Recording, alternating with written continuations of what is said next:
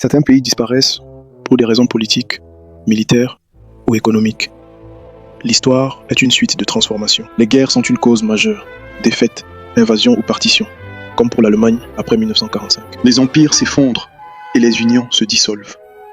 L'URSS a ainsi donné naissance à 15 États en 1991. La décolonisation a aussi effacé les structures coloniales pour créer des nations souveraines en Afrique et en Asie. Des pays fusionnent ou éclatent, souvent suite à des tensions ethniques, comme l'ex-Yougoslavie. Parfois, un pays change simplement de nom ou de régime, transformant son identité sans s'éteindre totalement. Enfin, l'instabilité économique ou politique peut rendre un État ingouvernable et provoquer sa division. Les frontières ne sont pas fixes. La carte du monde continuera d'évoluer au gré de l'histoire. Pourquoi certains pays cessent-ils d'exister? Souvent, les identités culturelles jouent un rôle crucial.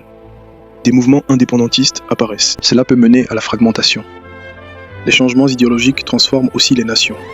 Quand un système s'effondre, l'État disparaît. Les frontières ne sont pas immuables.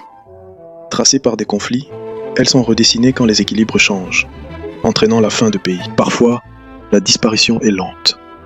L'intégration dans des structures plus larges réduit la souveraineté, transformant l'identité même de l'État. Enfin, un pays dépend de sa reconnaissance internationale. Sans elle, il s'efface, ne survivant que dans la mémoire collective. Les États sont des constructions humaines. Le monde d'aujourd'hui n'est qu'une étape dans une transformation qui verra naître et disparaître d'autres nations. Certains pays disparaissent à la suite de traités signés entre puissances, comme lors du traité de Versailles. D'autres sont absorbés pour des raisons stratégiques ou économiques, par choix politique ou pression indirecte. La géographie joue aussi son rôle. La montée des eaux menace aujourd'hui l'existence de certains petits États.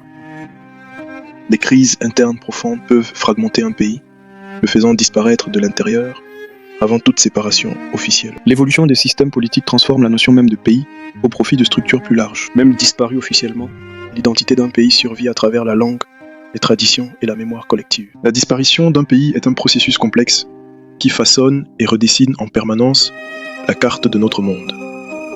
La disparition d'un pays est souvent le fruit de décisions internes irréversibles. Un État peut modifier sa structure jusqu'à perdre son identité d'origine. L'influence des puissances extérieures est tout aussi déterminante. Certaines nations perdent leur souveraineté, devenant de simples zones d'influence. L'histoire montre que des conflits mondiaux, comme la guerre froide, ont redessiné les frontières au gré des équilibres de force. Parfois, la transition est purement administrative, avec une nouvelle constitution et un nouveau nom, tel l'éclatement de la Yougoslavie. Qu'ils soient fragiles ou dépendants, les États ne sont pas figés.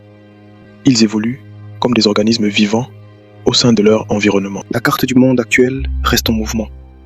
Dans le futur, des nations continueront d'apparaître, de fusionner ou de disparaître. C'est un processus continu qui façonne l'histoire de demain, montrant que rien n'est jamais définitif sur la scène internationale.